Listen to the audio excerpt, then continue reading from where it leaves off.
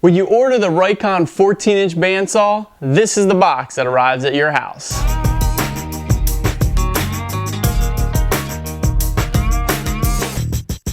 Now Rikon makes a few different size bandsaws, from the small 10-inch all the way up to a big 18-inch and bigger. This is model 10325, the 14-inch bandsaw from Rikon. And a 14-inch bandsaw is a great size for a wood shop. It can handle curve cutting and resawing all in a really good size package. This saw features a 1.5 horsepower motor. It's got a tabletop that goes 10 degrees to the left and tilts 45 degrees to the right. It's got a resaw capacity of over 12 inches, so it can handle a lot of resawing. And curve cutting, it's got over 13 inches of depth for handling all your kind of curves, all in a really nice size package. So today I'm going to unbox this so we can see all the parts that are included. We'll go through the assembly of this and some of the initial tune-up so you can check out this saw and see if it's going to be a good one for your shop. Packaged inside the box are a variety of parts.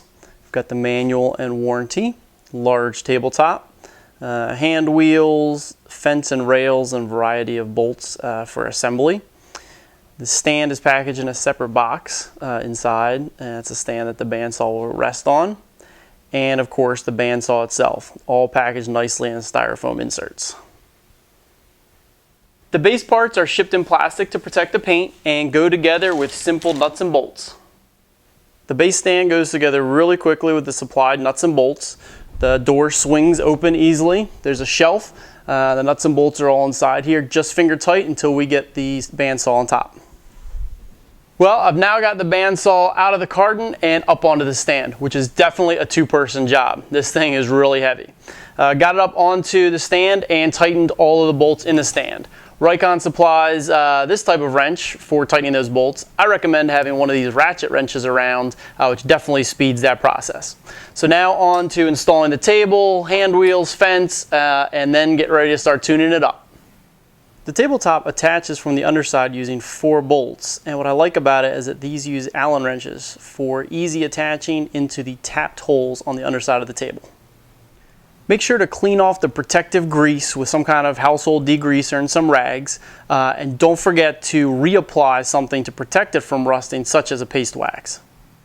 The fence bar attaches to the table right through holes in the front here and here, and locks down with some nuts on the underside of the table. And then the fence seat slides onto the fence bar right here, and then the fence itself slides onto that with these 2 bolts right up in here. Simply slide it on and then lock down the knobs here and here. And finally install a tool holder at the back and hand wheels both upper and lower. Okay, everything is now installed on the saw. Now we have to do initial adjustments to get everything in line, ready to go. The first thing we want to do is make sure that the tabletop is 90 to the blade, both this way, side to side, and also front to back. We first want to set the table 90 to the blade left and right. This tabletop on the Rikon tilts both left and right by releasing this locking lever here at the back of the saw and rotating this knob. It can tilt 10 degrees to the left or 45 degrees to the right. To set it to 90 to the blade, there's a set screw here on the bottom, or a stop here on the bottom underside of the table, right back in here. So this screw and nut, you want to tighten or loosen into the tabletop, and that will micro adjust the table to be exactly 90 to the blade. You also want to make sure that your tabletop is 90 degrees to the blade front and back. Mine came very, very close straight out of the box. You can make adjustments to this with some micro screws on the trunnions under the tabletop. Honestly, they're a little bit hard to get to, so this is one of the adjustments I'd make last if I'm having trouble with some of my cuts. You want to make sure you set the right tension for the blade that you have on the bandsaw, and that's done with the knob here at the top of the bandsaw. And Rikon also includes a handy see-through window so that you can see the tension for the current setting for the blade that you have right through that window. Now we want to make sure that the blade is tracking right in the center of our upper wheel. There's an adjustment knob here on the back of the saw that will move the blade either forward or backward on the upper wheel. So as you spin the upper wheel, go ahead and look through the handy window here on the side and make adjustments with the knob, moving the blade either forward or backward to get it right in the center of the upper wheel. Let me go ahead and show you the adjustment knob here on the back of the saw. Here we are at the back of the bandsaw, and here is the adjustment knob for the tracking. Unlock it here with this, and then this knob tracks the blade forward and backward, and then go ahead and lock it back down. Next, we want to make sure that our upper and lower guides are really close to the blade without touching, and that helps keep the blade tracking correctly to make nice smooth cuts. Now what I love about this saw is that we've got easy adjustments on both the upper and lower guides. Here are the upper guides, and you can see here that to change them, you simply unlock this Allen screw in the front, and then it's got these micro adjust knobs that will move the bearing left and right very slowly, and then you lock it back down here at the front. These micro adjust knobs are great. It's got the same kind of adjustment for the back rear bearing, and also the lower guides have a similar adjustment, although the lower guides do not have these micro adjustments for the sides, but it does for the back. Now we want to align our fence to the drift angle for the bandsaw blade. Every bandsaw blade wants to make straight cuts just a little bit to the left or to the right, and you want to align your fence to that drift. The way that's done here on the Rikon saw is using this fence bar here at the front. It's attached to the table at 2 posts, and you can rotate these posts, which will move this fence bar a little bit in or out like this, and that way that'll obviously move the fence a little bit to the left or to the right. So to do that, it attaches at the table at these 2 points. There's 1 post here and 1 post here. Grab your wrench here at the front, and grab your socket wrench here for the underside. There's a nut on the inside. Go ahead and loosen that nut first on the inside, and then you can rotate this a little bit left or right, which will push the bar in or out, and then go ahead and tighten up that nut on the underside of the table. Now mine was really tight. This post into this bar was really tight when I received that. So off of the table, I went ahead and just gave the wrench a little whack to loosen up that joint, that thread's there, and now I can move it really easily. So I could easily make the adjustment, just a half a turn or so. We'll change the fence by a degree or so, which is perfect for micro adjusting this fence and getting it set exactly where you want. Now we also want to make sure that our fence is 90 degrees to the table. So check that, grab your square and line it up. If you do need to make an adjustment to get it to 90 degrees to the table, the same 2 attachment points, these same 2 posts here are used.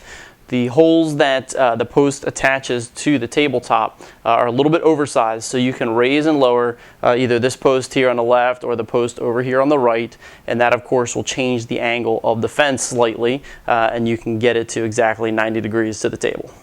And finally, you can set the fence scale by moving the fence over so it's just in line with the blade, setting it to a 0 point. Go ahead and mark that on the fence rail, and then you can go ahead and put down this little sticker scale onto the fence rail.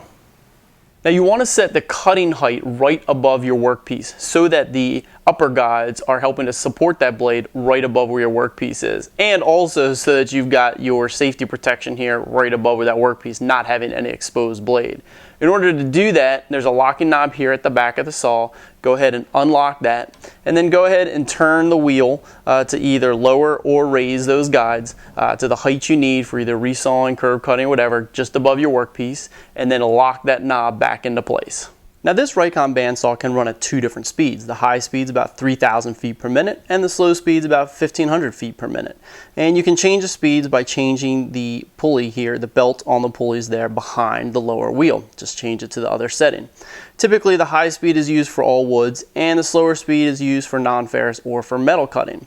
Although you can try the slower speeds if you're having problems with your cuts in wood.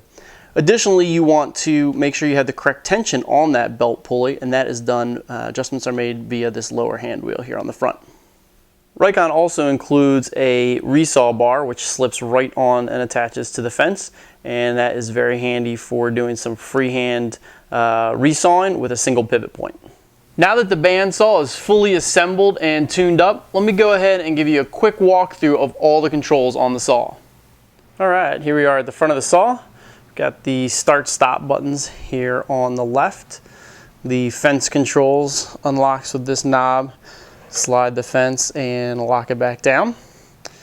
The upper housing here opens up with this little knob here. You can get into the upper housing. The tensioning knob is right here on top for tensioning the blades. Moving the upper guides is done with this hand wheel here to raise and lower these upper guides here. And then underneath here are the lower guides, right back in here, lower guides and adjustment mechanisms for those. Lower housing, same mechanism to open it up. Get into the lower wheel. There's a handy little guide here on the front inside of the door. There's also a nice little wheel brush there that removes dust off of the wheel as it spins. And in the base here, again, we can open that up with this knob, and there's a shelf for storage down in the base. Moving around to the back, we've got, this is the mechanism for adjusting the upper wheel tracking, unlocks here, and then adjusts it with this knob. This is for locking the posts here for the upper guides. And this is a quick detensioner for the blade, so that you can detension your blade very quickly, and so that you're not wearing out your blade. Tool storage there, motor down below, 4-inch dust port down here for clearing out all the dust, and the mechanism that we saw earlier for tilting the table to the left and to the right. So that is the Rikon 14-inch bandsaw, model 10325. It took me a few hours to unbox it, set it up, do that initial tune-up, get to know the saw. Definitely takes a few hours to get everything put together and working just right.